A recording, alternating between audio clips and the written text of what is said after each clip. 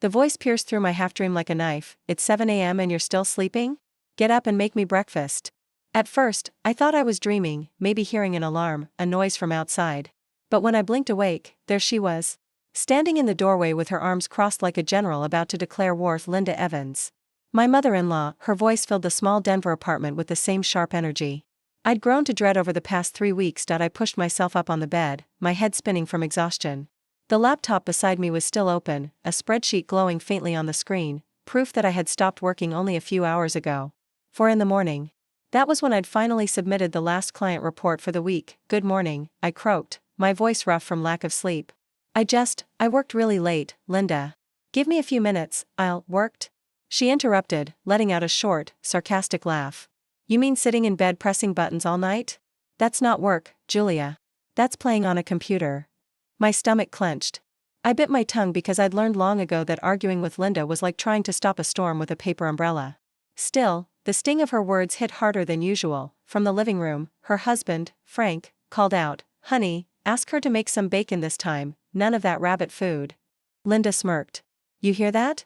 Frank's tired of your salads. Make something real. I rubbed my temples. Linda, I was up until 4 finishing a project. Can you and Frank help yourselves this morning? There are eggs and bread in the fridge, she gasped as if I'd cursed. Excuse me? You're telling your husband's parents to cook for themselves? What kind of wife are you?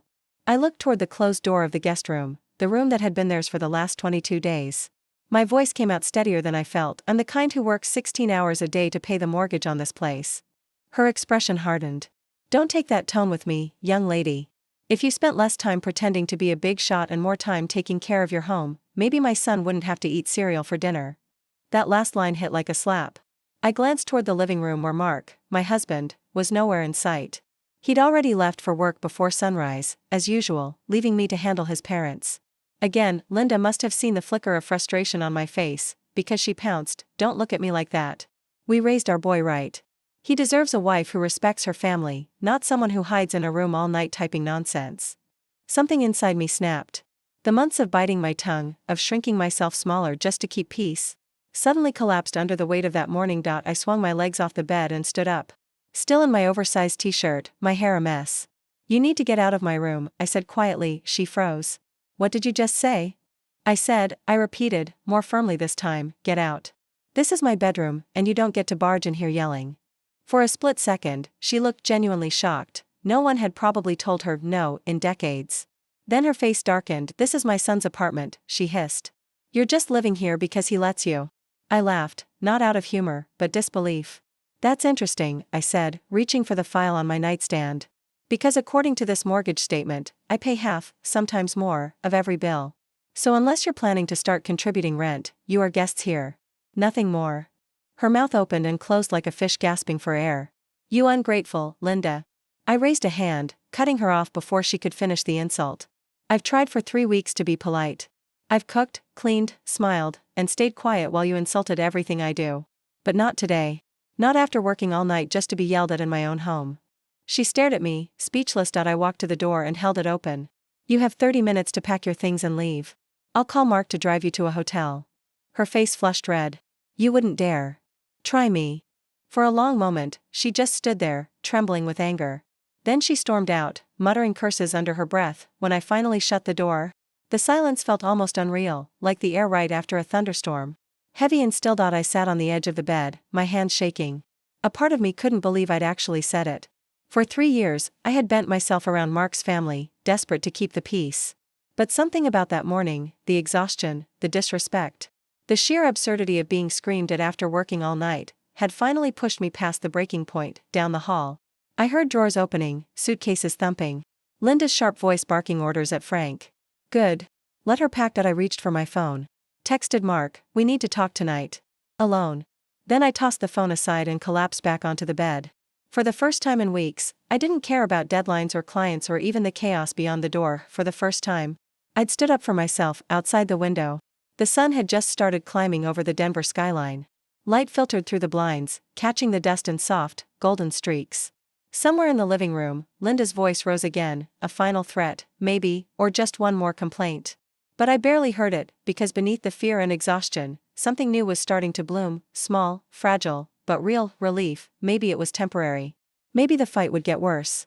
But right then, I felt the faintest taste of freedom, and it was enough to make me smile. The coffee shop on Blake Street was still half empty when I walked in. It smelled like roasted beans and quiet, exactly what I needed. I ordered my usual caramel latte, found a corner seat by the window, and stared at my reflection in the glass. The woman looking back at me barely resembled the confident digital consultant I used to be. My hair was tied in a messy knot, dark circles under my eyes. My posture slightly hunched, as if years of apology had curved my spine. I opened my laptop, pretending to work. But all I could think about was how my life had become one endless loop of exhaustion and compromise. Before Mark, I had been unstoppable. I ran my own business, late nights, endless projects, clients in 3 time zones. I thrived on it. My friends called me the machine. And yet, I loved it. The independence. The control. The knowledge that everything I built came from my own effort. Then I met him. Mark Evans, charming, kind, funny in a clumsy way. He worked in local finance, stable and grounded, everything my chaotic freelancer life wasn't. At first, he admired my ambition. He used to say, "You're the hardest working woman I've ever met." But admiration slowly turned into irritation. Then, resentment. He started coming home from work, tossing his tie on the couch, sighing, "You're still on that computer? Can't you ever take a break?" When I explained that deadlines meant survival for freelancers, he'd shrug. "You could get a real job, one with an office and coworkers." That word, real, began to haunt me. His mother, Linda, only made it worse. From day one, she looked at me like I was a strange experiment she didn't approve of. "She works from home," she whispered to Frank at our first family dinner. "So basically, she doesn't work at all." Mark laughed it off, and I did too, back then. But over time, her small jabs became heavier, sharper. Every visit came with comments about how women these days forget their place. And Mark never defended me. He'd just say, "She means well. Don't take it personally." I did. Every single time, when we bought our apartment, a 2-bedroom on the east side of Denver, I thought we were building a home together. But somehow, it became his mother's stage.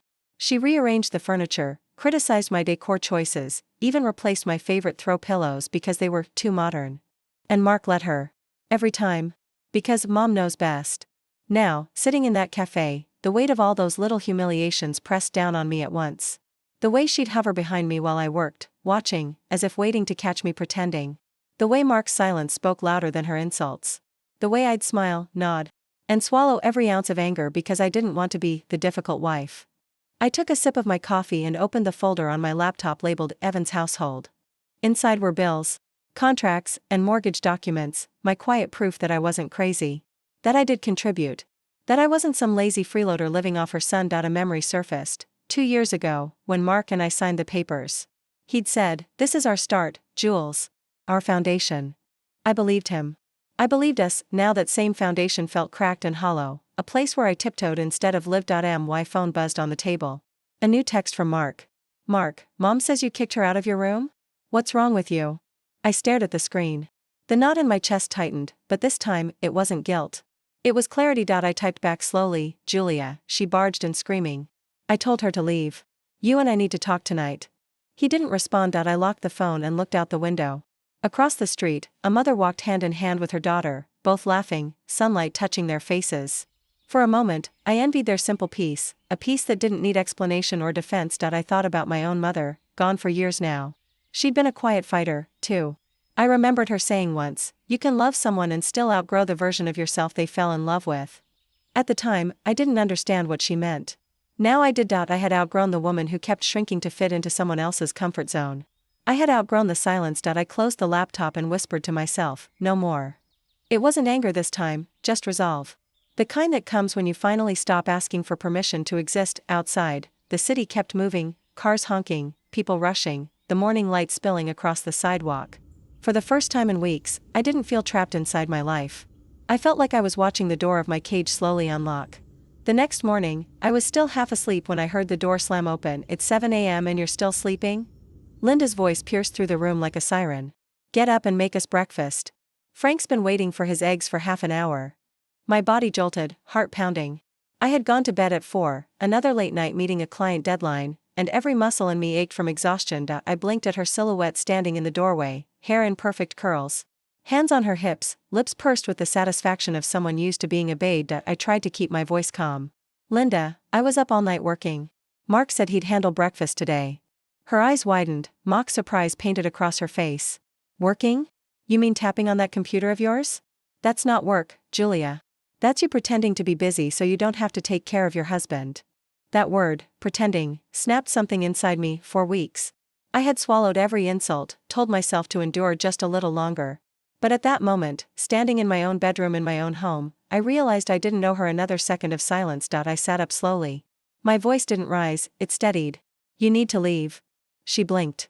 Excuse me? You and Frank, I said, pointing toward the door. You have 30 minutes to pack your things and get out of my house. Her jaw dropped. This is my son's apartment. You don't get to order me around in his home. I got out of bed, feet firm on the carpet. This isn't just his apartment. I pay the mortgage. I pay the bills. And for the last 3 weeks, I've paid with my sanity. You are guests here, Linda, and your stay is over. Her face flushed a violent red. How dare you speak to me like that? After everything I've done for you? You think you're better than me just because you stare at a screen all day? Behind her, Frank appeared in the hallway, adjusting his robe, clearly having heard everything. Linda, calm down, he muttered, rubbing his eyes. Maybe we should just, don't tell me to calm down. She snapped at him before turning back to me. You've poisoned my son against his family. That's what women like you do, break homes apart. I almost laughed. Funny. Because it feels like you've been breaking mine since the moment you moved in. For a long, suffocating second, the only sound in the room was the hum of my computer still running beside the bed. Linda stared at me, shaking with disbelief. You'll regret this, she hissed. You have no idea what I'm capable of. I think I do, I said evenly. That's why I'm done being quiet. I walked past her, opened the closet, and pulled down the extra suitcases she and Frank had stored. You can start with these. She looked at me as if I had slapped her. Frank sighed, muttered something under his breath, and started gathering his things. But Linda wasn't ready to back down. This isn't over, she said, her voice trembling with rage. When Mark finds out, he'll know exactly what kind of woman you are. I met her eyes. Good. Then we'll both stop pretending. Her glare could have burned holes through the walls, but I didn't flinch. I stood there until she turned away, muttering curses under her breath as she stomped toward the guest room. When the door finally slammed shut behind her, I exhaled for what felt like the first time in weeks. My hands were shaking, not from fear, but from release. I sat on the edge of the bed, heart pounding in the stillness she left behind. The air felt different, lighter, sharper, alive again. I checked the clock. 7:22, they had 8 more minutes before their time was up. I didn't wait to see if they actually left. I got dressed, grabbed my keys and laptop bag, and walked out the front door into the crisp Denver air. The moment the door clicked behind me, I felt something inside click, too, a small, solid sound of resolve. I wasn't just walking out of the apartment. I was walking out of the version of myself that had been afraid to say no. Outside, the sky was the pale gold of early morning. My breath made small clouds in the cold air. For the first time in a long time, the world felt wide open, like it was waiting for me to decide what came next. I whispered to myself as I walked toward the car, they wanted a wife who stayed quiet. They got a woman who finally woke up. The cafe was half empty that afternoon, filled with the soft hum of jazz and the hiss of milk steaming from the barista's wand. I sat near the window, my hands wrapped around a cup of coffee gone cold. I hadn't slept since morning. The house had been silent when I left. But my phone wasn't. Helen's name flashed across the screen again and again, message after message. Her words like small blades, ungrateful woman. You'll regret the day you crossed me. Mark deserves better than a cold-hearted parasite like you. At first, I just stared at them, disbelief tightening in my chest. Then something inside me steadied. I took screenshots of every single one, saved them in a folder, and blocked her number. I wasn't afraid anymore. Just tired. So tired. That's when my phone buzzed again, this time with Mark's name. We need to talk. 5 p.m. The cafe on 6th. I typed only one word, okay. He arrived 15 minutes late. Same jacket, same distracted expression, the look of a man already rehearsing his excuses. He sat down without meeting my eyes. What the hell happened this morning? I took a breath. You mean your mother storming into my room and screaming at me until I kicked her out? He winced. She told me you attacked her. Attacked? I almost laughed. Mark, she's been verbally attacking me for 3 weeks. I've been working 16-hour days, feeding your parents, cleaning up after them while they insult everything I do. What did you expect me to do, bow? Julia, he said quietly, she's just old. Set in her ways. You know how she gets. Yes, I said. And you know how I get when someone treats me like I'm worthless. He rubbed his forehead. You're overreacting. You could have just waited until I talked to her. Now she's furious, Dad's upset, and I'm stuck in the middle of this mess. There it was, the sentence I'd been waiting for. You're overreacting. I leaned forward. Mark, your mother called me lazy. She said I wasn't a real wife because I don't wear an apron or clock into an office. She barged into our bedroom. She screamed at me in my own home. And you think I'm the problem? He looked around nervously, lowering his voice. Can we not make a scene? People are staring. No, Mark. For once, you should look at the scene. This is what our marriage looks like, me cleaning up the wreckage while you apologize for everyone else. His jaw tightened. You're making me choose between you and my parents. I shook my head slowly. No. I'm asking you to see the damage they cause. I'm asking you to choose respect. He didn't respond. Just stared into his coffee like it might offer him an escape route. When he finally spoke, his voice was small. Mom's not well. She's been under stress. If you could just be patient for one more week, they'll go home and everything will calm down. I felt the words hit like cold rain. 1 more week, I repeated. You said that 2 weeks ago. Then 3. And you know what? I've been patient enough to lose sleep, lose peace, lose myself. Julia, no, I cut him off. My voice didn't shake. If they don't leave, I will. And if I leave, it's not for a night, it's for good. Mark blinked, stunned, like he hadn't heard me right. You're really going to end our marriage over this? I looked at him, the man I once thought would fight beside me, not against me. No, Mark. I'm ending it because you won't fight for me. The silence between us stretched. Somewhere in the background, the barista laughed at something a customer said. The normalcy of it made everything feel surreal, like my marriage was ending to the soundtrack of ordinary life. Mark ran his hands through his hair, exhaling hard. You're impossible, he muttered. Always have to be right. Not right, I said quietly. Just done.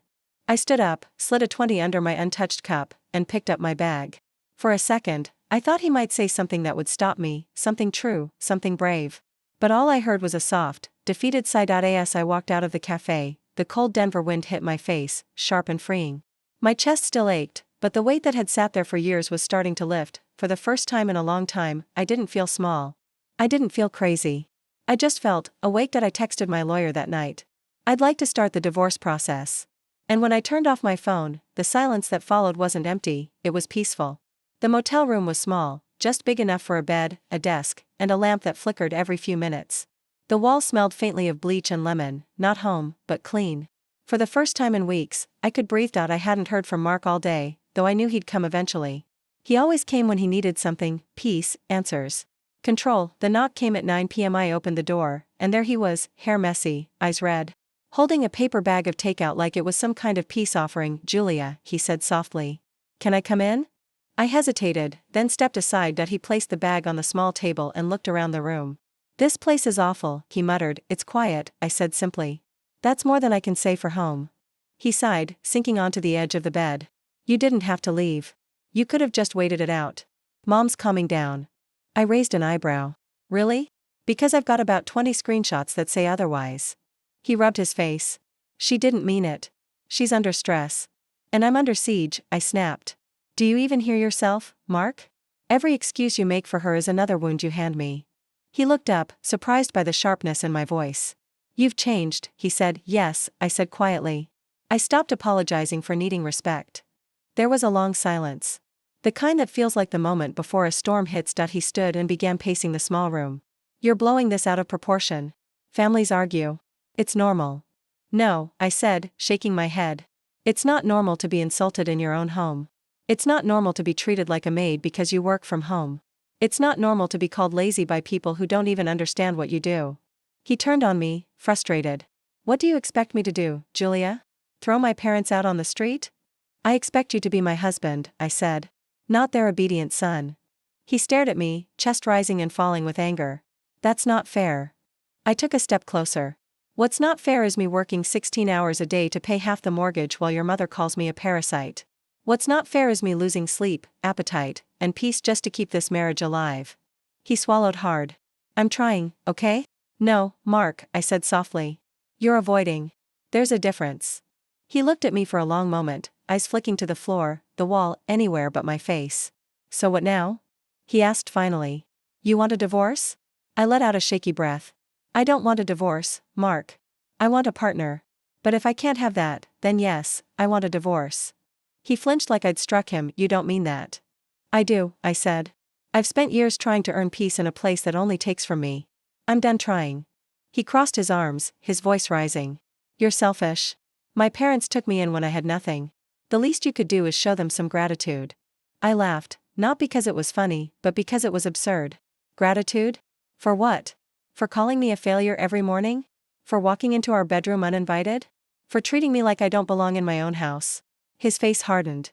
You're turning into someone I don't even recognize. Good, I said. Because the woman you used to recognize was dying in that house. The air between us felt heavy, thick with everything unsaid. That he tried again, his tone softer this time. Just give me time, okay? A few more days. I'll talk to them. I'll figure it out. I shook my head. No more time. You've had plenty. He frowned. So what, this is it? You're walking away? I met his gaze. If they don't leave, I will. And if I leave, it's not temporary. It's final. He stared at me, his lips parting, but no words came. His silence told me everything. I turned toward the window. Outside, the city lights blurred behind the rain. My reflection looked back at me, tired, pale, but strangely calm. Behind me, Mark spoke, his voice low. You'll regret this. I didn't turn around. Maybe. But at least it'll be my choice to regret. He stood there for a moment longer, then left without another word. The sound of the door closing was sharp and clean, like the click of a lock on a cage finally opening. I sat on the bed, my heart pounding but steady. My eyes burned, but no tears came. Not this time. For years, I'd waited for Mark to change. For his parents to see me. For peace to come from someone else's effort. But peace isn't something you wait for, it's something you build. The next morning, I called my lawyer. I'm ready, I said simply. That evening, I walked past our apartment building on my way home from the grocery store.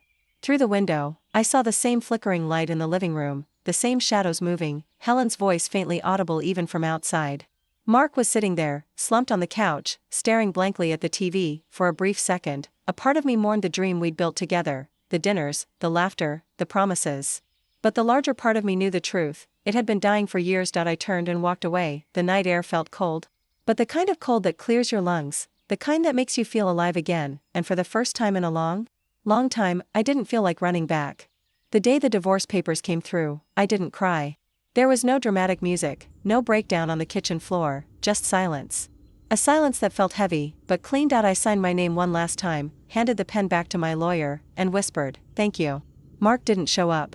He'd sent his lawyer instead, probably too proud or too ashamed to face me. Maybe both. When I walked out of the courthouse, the Denver air bit at my skin, thin, cold, almost sharp. It felt like a baptism. I rented a small studio apartment near Capitol Hill, with creaky wooden floors and a window that overlooked the skyline. It wasn't much, but it was mine. I set up my laptop on the little dining table, strung fairy lights around the window, and hung a small note above my desk. Peace lives where you protect it. For the first time in years, I worked without the sound of Helen's complaints or Mark's sighs in the background. Just me, my coffee, and the hum of quiet ambition. Days bled into weeks, and work poured in. Clients doubled. I started sleeping again. Eating again.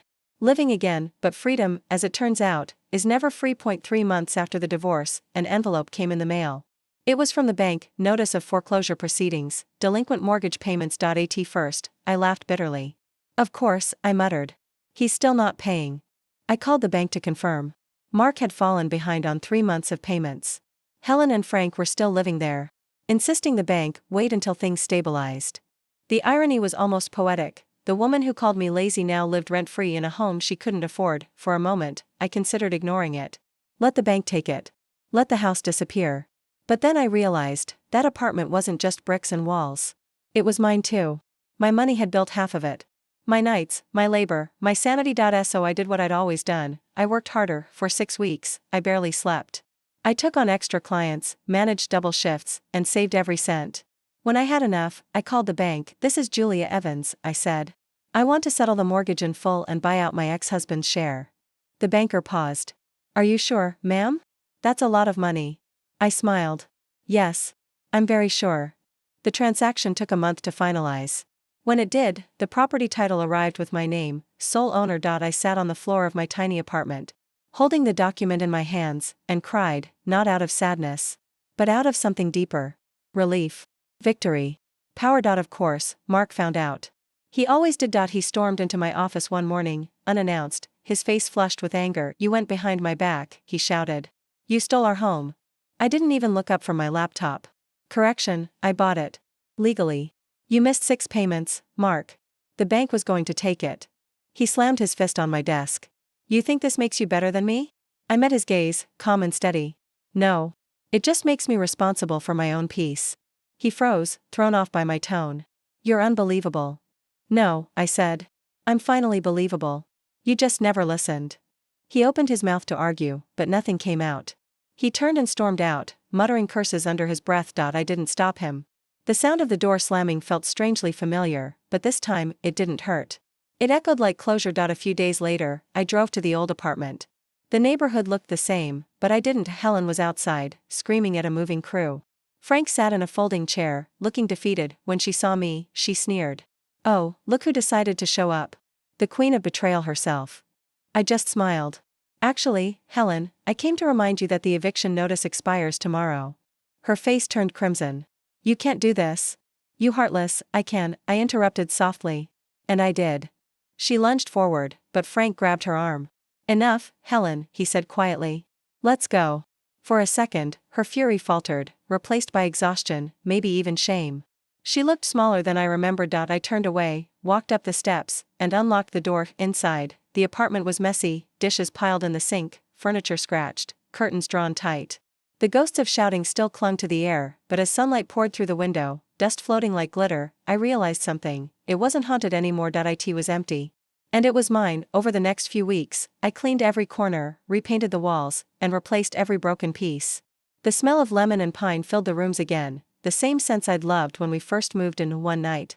As I stood by the window looking out at the Denver skyline, I felt something deep and unfamiliar, stillness, not the kind of silence that follows pain, but the kind that follows peace. I whispered into the empty room, you tried to bury me here, Helen. But all you did was plant me. Mark tried one last time to call me months later. He left a voicemail, I miss you. We could have fixed it. I deleted it without listening to the rest. By then, I'd already started seeing Daniel, a quiet, kind man with patient eyes and a laugh that sounded like home.